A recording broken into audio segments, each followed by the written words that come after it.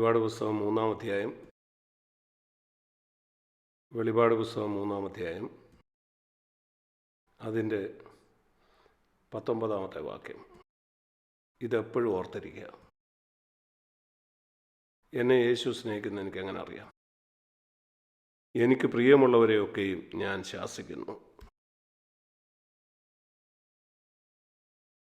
ഞാൻ ആദ്യമായിട്ടൊരു ക്രിസ്ത്യാനിയായപ്പം 60 കൊല്ലം മുമ്പ്, അന്ന് നിങ്ങളെന്നോട് ചോദിക്കുകയാണ്, ദൈവം നിന്നെ സ്നേഹിക്കുന്ന നിനക്ക് എങ്ങനെ അറിയാം? ഞാൻ പറയും, അവൻ എനിക്കായിട്ട് മരിച്ചു. പാപിയായ എനിക്ക് വേണ്ടി ആര് തൻ്റെ ജീവനെ തരും? എനിക്കറിയാം അവൻ എന്നെ സ്നേഹിക്കുന്നു. ഇപ്പോഴും ഞാനത് വിശ്വസിക്കുന്നു.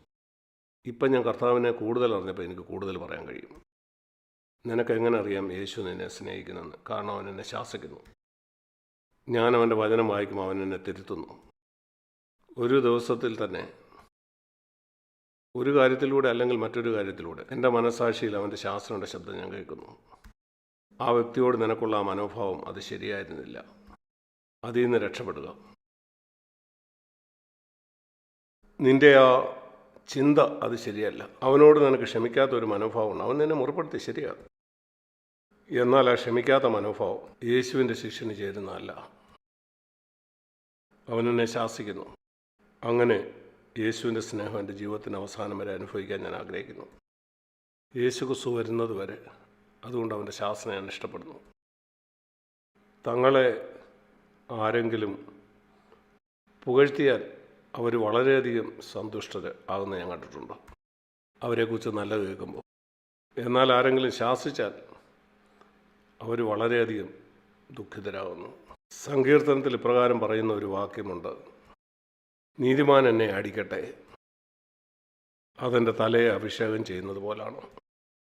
ഏതെങ്കിലും ഒരു ദൈവമനുഷ്യൻ വന്ന് നിങ്ങളുടെ തലയിൽ എണ്ണ ഒഴിച്ച് നിങ്ങളെ അഭിഷേകം ചെയ്യാൻ ഇഷ്ടപ്പെടുന്നു? അവൻ്റെ കൈ നിൻ്റെ മേൽ വെച്ച് നിനക്ക് വേണ്ടി പ്രാർത്ഥിക്കാൻ? ഇവിടെ പറയുന്നു, നീതിമാൻ എന്നെ അടിക്കട്ടെ, അതെൻ്റെ തലയെ എണ്ണ കൊണ്ട് അഭിഷേകം ചെയ്യുന്ന പോലാണ്. എനിക്കറിയില്ല എത്ര പേര് ശാസനയെ ഒരു തലയിൽ എണ്ണ കൊണ്ട് അഭിഷേകം ചെയ്യുന്നത് പോലാണെന്ന് വിചാരിക്കുന്നവരുണ്ടെന്ന്. ഞാൻ നിശ്ചയമായിട്ടും യേശു എന്നെ ശാസിക്കുന്ന ഇഷ്ടപ്പെടുന്ന ഒരാളാണ്. കാരണം വെളിപാട് പുസ്തകത്തിൽ ഈ വാക്യത്തിൽ നാം വായിക്കുന്നത്, എനിക്ക് പ്രിയമുള്ളവരെ ഞാൻ ശാസിക്കുക മാത്രമല്ല, ഞാൻ ശിക്ഷിക്കുകയും ചെയ്യുന്നു. ശാസന മാത്രമല്ല, എനിക്കറിയാം എൻ്റെ ജീവിതത്തിൻ്റെ അനേക സാഹചര്യങ്ങളിൽ ദൈവം എന്നെ ശിക്ഷിച്ചിട്ടുണ്ട്. നോക്കൂ, വലിയ പാപങ്ങളൊക്കെ ചെയ്യുന്ന ഞാൻ അനേക നാളുകൾക്ക് മുമ്പേ ഉപേക്ഷിച്ചു. അവൻ എന്നെ ശാസിക്കുകയും ശിക്ഷിക്കുകയും ചെയ്യുന്ന കൊച്ചു കൊച്ചു കാര്യങ്ങൾ കാണാം. നിങ്ങൾക്കറിയാമോ, വളരെ ചെറിയ കാര്യങ്ങൾക്ക് വേണ്ടിയാണ്. നിങ്ങളുടെ അനുഭവം ഇങ്ങനെയാണെങ്കിൽ അത് ദൈവം നിങ്ങളെ സ്നേഹിക്കുന്നു എന്നുള്ളതിൻ്റെ തെളിവാണ്. കൊച്ചു കൊച്ചു കാര്യങ്ങൾക്ക് ദൈവം നിങ്ങളെ ശാസിക്കുന്നുണ്ടെങ്കിൽ നിങ്ങൾ ആ വഴിയിൽ നിന്ന് 1 ഡിഗ്രി മാത്രം വ്യതിചലിക്കുന്നു. 90 ഡിഗ്രി നിങ്ങൾ കർത്താവിൽ നിന്ന് വ്യതിചലിച്ചിട്ടില്ല. ആ കേന്ദ്രത്തിൽ നിന്ന് 1 ഡിഗ്രി മാത്രം.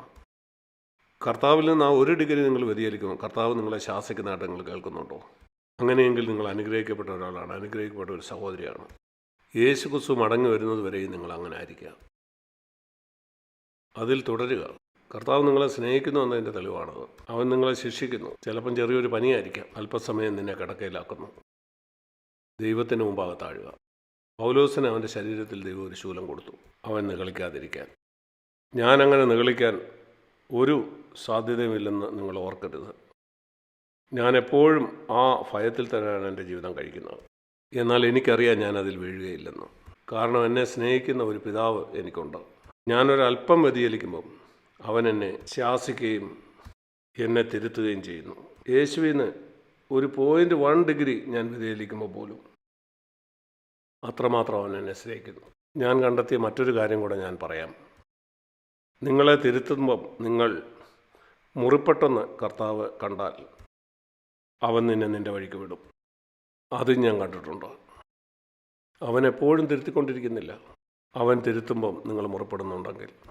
ഇതേ പ്രമാണമാണ് ഞാനും സാധാരണ പിൻഗമിക്കുന്നത്. ഞാൻ ആരെങ്കിലും തിരുത്തുന്ന സമയത്ത് ഞാൻ ഓർക്കുന്നു, ഞാനൊരാളെ തിരുത്തിയ സമയത്ത് അവൻ പറഞ്ഞു, എന്നെ ആരും ഇങ്ങനെ തിരുത്തുന്നത് എനിക്കിഷ്ടമല്ല. ഞാൻ പറഞ്ഞു, ക്ഷമിക്കണം, നീ വിഷമിക്കണം, ഇനി ഞാൻ ഒരിക്കലും നിന്നെ തിരുത്തില്ല. എൻ്റെ ജീവിതത്തിൽ പിന്നീട് ഒരിക്കലും ഞാൻ അവനെ തിരുത്തിയിട്ടില്ല. ഒരു വിശ്വാസിയാണ്. അങ്ങനെയുള്ളവരുടെ മേലെ എനിക്ക് ഉത്തരവാദിത്തമില്ല. അതുകൊണ്ട് ദൈവം നമ്മളെ എപ്പോഴും തിരുത്തിക്കൊണ്ടിരിക്കുന്നില്ല. നോഹയുടെ കാലത്തെപ്പറ്റി നാം ദൈവവചനത്തിൽ വായിക്കുന്നത് ഇപ്രകാരമാണ്: ദൈവത്തിൻ്റെ ആത്മാവ് എപ്പോഴും മനുഷ്യനോട് വാദിച്ചുകൊണ്ടിരിക്കുന്നില്ല. പരിശുദ്ധാത്മാവ് എപ്പോഴും നമ്മളെ തിരുത്തുന്നത് നമ്മുടെ ജീവിതത്തിലെ ഒരു വലിയ പദവിയാണ്. അത് നഷ്ടപ്പെടുത്തരുത്. അവൻ തിരുത്തുമ്പോൾ അതിനോട് ശരിയായിട്ട് നാം പ്രതികരിക്കണം. എങ്ങനെയാണ് അവൻ്റെ തിരുത്തലിനോട് ഞാൻ പ്രതികരിക്കേണ്ടത്? വെളിപാട് 3:19 നീ ജാഗ്രത ഉള്ളവനും മാനസാന്തരപ്പെടുന്നവനുമായിരിക്കുക. മാനസാന്തരപ്പെടുക എന്ന് പറഞ്ഞാൽ തിരിയുക. ഒരു ദിശയിലേക്ക് നീ പോവുകയാണ്. ഒരുപക്ഷെ 1 ഡിഗ്രി തെറ്റിയായിരിക്കാം. മാനസാന്തരപ്പെടുക എന്ന് പറഞ്ഞാൽ ആ കേന്ദ്രത്തിലേക്ക് മടങ്ങി വരിക. അതുകൊണ്ട് നമുക്ക് ലൂക്കോസ് 14 മടങ്ങി വരാം. 25 വാക്യം. നിങ്ങൾ സാധാരണ ഞാൻ പറയുന്നത് കേട്ടിട്ടുള്ള പോലെ ശിഷ്യത്വത്തിൻ്റെ 3 വ്യവസ്ഥകളെ പറ്റിയാണ് ഇവിടെ പറയുന്നത്. ഒന്നാമത്തെ വ്യവസ്ഥ നമ്മുടെ പ്രിയപ്പെട്ടവരെ പറ്റി ഉള്ള വ്യവസ്ഥയാണ്. നമ്മുടെ ബന്ധുക്കൾ, അല്ലെങ്കിൽ നമ്മുടെ കുടുംബത്തിലുള്ളവർ, ഏറ്റവും അടുത്ത ബന്ധുക്കൾ, അല്ലെങ്കിൽ സഭയിലുള്ള സഹോദരന്മാർ. ലൂക്കോസ് 14:26 പറയുന്ന ആളുകൾ ഇവരാണ്. രണ്ടാമത്തെ വ്യവസ്ഥ ഇതാണ്: നമ്മുടെ സ്വയം. എല്ലാ ആദാമിൻ്റെ മക്കളുടെയും സിംഹാസനത്തിൽ ഇരിക്കുന്ന അതാണ്. നമ്മുടെ ഹൃദയത്തിലുള്ള ആ സിംഹാസനത്തിൽ ഇരിക്കുന്നത് ആ സ്വയമാണ്. നമ്മൾ ജനിച്ച ആ ദിവസം മുതൽ നിങ്ങൾക്ക് എല്ലാ കുഞ്ഞുങ്ങളിലും അത് കാണാം. സ്വയമാണ് അവൻ്റെ സിംഹാസനത്തിൽ ഇരിക്കുന്നത്. അതുകൊണ്ടാണ് ദൈവവചനം പറയുന്നത്, നിങ്ങൾ ആ അനുസരണം പഠിപ്പിക്കുന്നില്ലെങ്കിൽ അവൻ നഷ്ടപ്പെടും. അവൻ്റെ ആ സിംഹാസനത്തിലിരിക്കുന്ന സ്വയം അവനെ നേരെ നരകത്തിലേക്ക് കൊണ്ടുപോകും. അതുകൊണ്ടാണ് ദൈവം മാതാപിതാക്കളെ വെച്ചിരിക്കുന്നത്, ആ കുഞ്ഞുങ്ങളെ നേരായ വഴി നടത്താൻ. ഒന്നാമത് അവരെ പഠിപ്പിക്കേണ്ട കാര്യം അധികാരങ്ങൾക്ക് കീഴ്പ്പെടാനായിട്ട് അവരെ പഠിപ്പിക്കുകയാണ്. നിങ്ങളുടെ മക്കൾ പഠിക്കേണ്ട ഏറ്റവും പ്രധാനപ്പെട്ട പാഠം അതാണ്. മാതാപിതാക്കളെ അനുസരിക്കുക. അവരെ പല്ല് തേക്കാൻ പഠിപ്പിക്കുന്നതിലും എല്ലാ ദിവസവും കുളിക്കണമെന്നോ വസ്ത്രം മാറണമെന്നോ ABCDയോ സയൻസോ കണക്കോ പഠിപ്പിക്കുന്നതിനേക്കാളെല്ലാം അതിനേക്കാളെല്ലാം പ്രധാനപ്പെട്ടത് ആ സയൻസോ മാത്സോ അറിയാത്തതുകൊണ്ട് ആരും നരകത്തിലേക്ക് പോകത്തില്ല. എന്നാൽ അവരുടെ ജീവിതത്തിലെ ആരംഭത്തിൽ തന്നെ അധികാരത്തിന് കീഴ്പ്പെടാൻ പഠിച്ചില്ലെങ്കിൽ അവർ ഈ പ്രപഞ്ചത്തിലെ ഏറ്റവും പ്രധാനപ്പെട്ട പാഠം പഠിച്ചവരല്ല. പാപം ഈ പ്രപഞ്ചത്തിലേക്ക് വന്നത് അതിന് കാരണം ഒരു സൃഷ്ടിക്കപ്പെട്ട ജീവി അധികാരത്തിന് നേരെ മത്സരിച്ചതുകൊണ്ടാണ്. അവൻ്റെ മേലെ ഉണ്ടായിരുന്ന അധികാരത്തിന്, അത് ദൈവത്തിൻ്റെ അധികാരം തന്നെയായിരുന്നു. ആ ദൂതന്മാരുടെ തലവൻ ഒരു നിമിഷം കൊണ്ട് ഒരു പിശാചായി. ആ ദൂതന് പിശാചാകാൻ ഒത്തിരി സമയം എടുക്കേണ്ടി വന്നില്ല. ഒരു ഒറ്റ നിമിഷം കൊണ്ട് ആ പൂർണ്ണതയുള്ള ദൂതൻ ഒരു പിശാചായി. അവൻ വ്യഭിചാരം ചെയ്തതുകൊണ്ടോ അവൻ കള്ളം പറഞ്ഞതുകൊണ്ടോ പണം മോഷ്ടിച്ചതുകൊണ്ടോ ഒന്നുമല്ല, നിഗളം കൊണ്ട് മാത്രമാണത്. അതുകൊണ്ടാണ് അവൻ അധികാരത്തിന് നേരെ മത്സരിച്ചത്. അതാണ് അവനെ ഏറ്റവും വലിയ ഫോഷ്ക്ക് പറയുന്നവനാക്കി തീർത്തത്. അതിൽ നിന്ന് നാം പാഠം പഠിക്കണം. അതുകൊണ്ടാണ് കുഞ്ഞുങ്ങളെ ആദ്യം ഇത് പഠിപ്പിക്കേണ്ടത്. കള്ളം പറയരുതെന്ന് നാം അവരെ പഠിപ്പിക്കണം. എന്നാൽ ആദ്യം അവർ പഠിക്കേണ്ടത് അവരുടെ വീട്ടിൽ വെച്ചിരിക്കുന്ന അധികാരങ്ങൾക്ക് കീഴടങ്ങാനാണ്. മാതാപിതാക്കളെ അധികാരത്തിന് കീഴടങ്ങുന്നത് വളരെ വളരെ പ്രധാനപ്പെട്ടതാണ്.